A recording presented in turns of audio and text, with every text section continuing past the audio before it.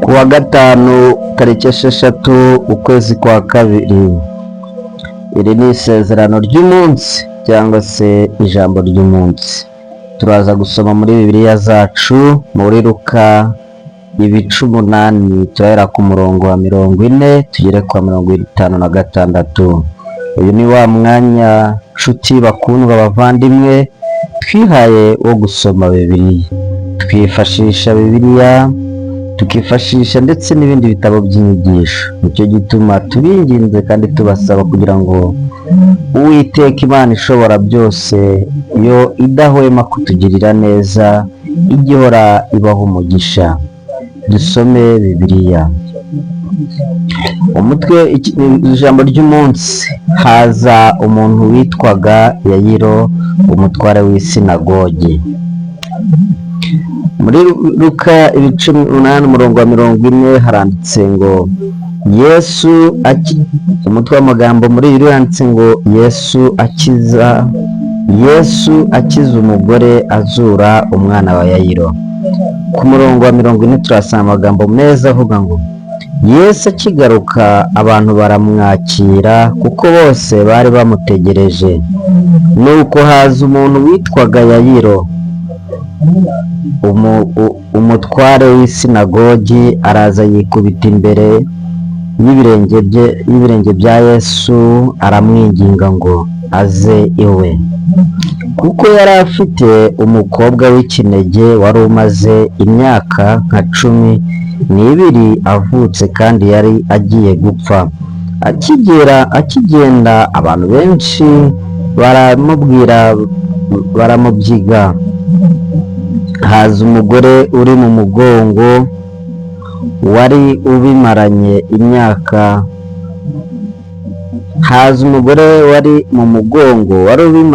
imyaka 12 kandi wari warahaye abavuzi ibintu bye byose, nyamara ntihagira n'umwe ubasha kumuvura.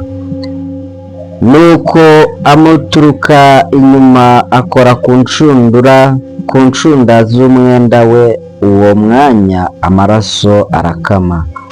Yesu arabaza ati, ninde unkozeho? Bose bamaze guhakana, Petero na bagenzi be baravuga bati, erega databuja, abantu barakugose barakubyiga, nawe ukabaza uti ninde unkozeho? Yesu arababwira ati, hariho unkozeho, kuko menye ko imbaraga imvuyemo, kuko menye ko imbaraga imvuyemo. Nuko uwo mugore abonye ko adahishwa, aza ahinda umushyitsi, amwikubita imbere, amubwirira mu maso ya bose icyatumye amukoraho, nuko akize muri ako kanya. Yesu aramubwira ati, mwana wanjye, kwizera kwawe kuragukijije, genda amahoro. Yayiro, dusobanuye gato, Yayiro yari umuyobozi wabaga ashinzwe iby'isinagoge no kuramya Imana, kwigisha amasomo yo mu ishuri mu minsi y'imibyizi, no kwita ku ikoreshwa neza ry'isinagogi. Yabaga ari umufarisayo cyangwa afitanye isano nabo, bityo kuvugisha Yesu no kumukurikira kwari ukwishyira mu bibazo. Nyamara yamwikubise imbere kugira ngo amurengere, atitaye ku byo bene wabo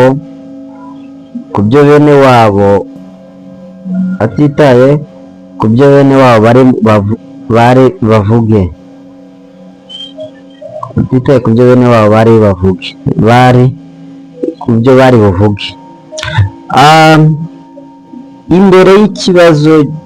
Imbere y'ikibazo gikeneye igisubizo cy'Imana, baramvuga iki? Ntibagifite imbere y'ikibazo gikeneye igisubizo cy'Imana baramvuga iki? Ntibagifite intebe imbere y'ikibazo gikeneye igisubizo cy'Imana baramvuga iki? Ntibagifite intebe. Hariho unkozeho. Yesu hariho unkozeho. Twabibonye ko umugore yakoze kuri Yesu, imbaraga zikava kuri Yesu, agahita amenya ko mu bantu bamubyigaga hari umukozeho. Twabibonye muri Luka 18 ku murongo wa 46, twayabonye amagambo.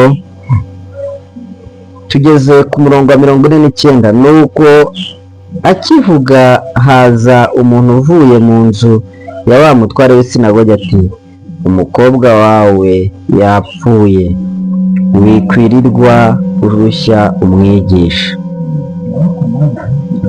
Ariko Yesu abyumvishe aramusubiza ati, witinya, izere gusa arakira. Ageze mu muryango w'inzu ntiyagira undi muntu akundira kwinjiranamo nawe, keretse Petero na Yohana na Yakobo na se w'umukobwa na nyina. Asanga bose barira bamuborogera, arababwira ati, mwirira, ntapfuye ahubwo arasinziriye.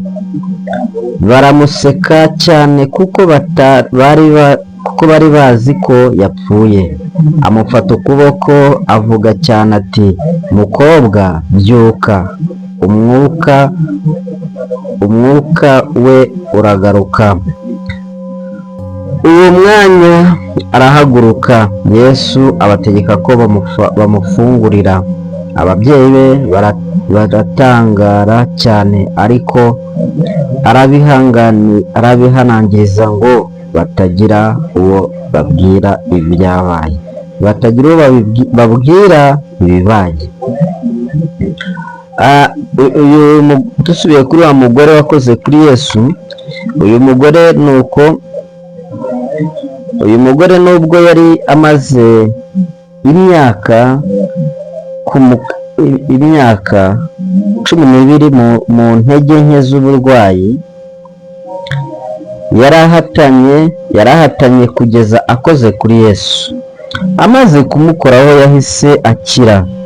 Uyu munsi benshi bashaka gukora kuri Yesu. Kumukoraho ufite kwizera nk'uyu mugore nicyo cyonyine gishobora guhishura imbaraga ze zikiza. Muri Luka, mu Baroma, dusome tuzirikane ibi. Ukiranuka azabeshwaho no kwizera. Dusome mu Baroma igice cya mbere umurongo wa 17. Haranditse ngo, mu Baroma igice cya mbere umurongo wa 17 haranditse ngo, kuko muri bwo ari namo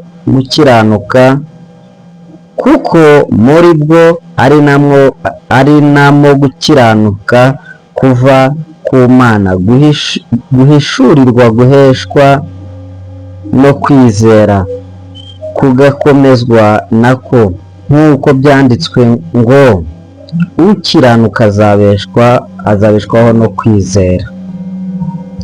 Ukiranuka azabeshwaho no kwizera. Dusoza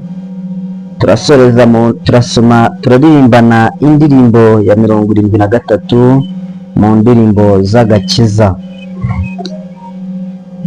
Indirimbo ya 73 mu ndirimbo z'agakiza. Tutarajya kure, tubonye amagambo meza muri Bibiliya. Twumvise uburyo Yesu yakijije umugore wari umaze imyaka 17 ari mu mihango y'abakobwa, imyaka 12 ari mu mihango y'abakobwa idakama. Tubona uburyo yazuye umwana wa Yayiro. Uyu munsi nawe mwizere, ahari ikibazo kigukomereye, uburwayi ufite bugukomereye, yagira icyo abukoraho. Ubwo burwayi bugukomereye, uyu ni umunsi wa nyuma w'iherezo. ubwo burwayi uyu munsi ni ukuri, reka ube ari wo munsi wa nyuma w'iherezo. Reka uyu munsi ugire kwizera, wowe izere gusa urakira. Turirimbane indirimbo ya 73 mu ndirimbo z'agakiza.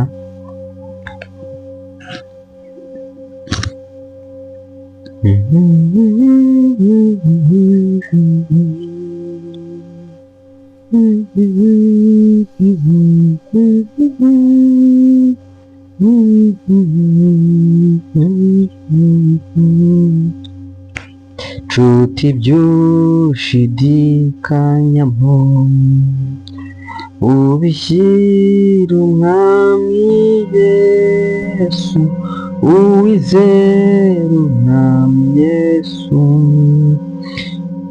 ntabwo azakorwa n'isoni. Nshuti byushidikanyamo, ubishyira umwami Yesu, uwizera umwami Yesu, ntabwo azakorwa n'isoni.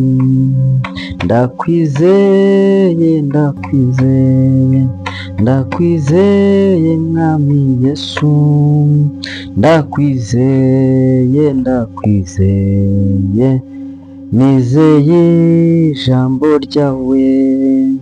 Ndakwizeye, ndakwizeye, ndakwizeye mwami Yesu, ndakwizeye, ndakwizeye, nizeye ijambo ryawe.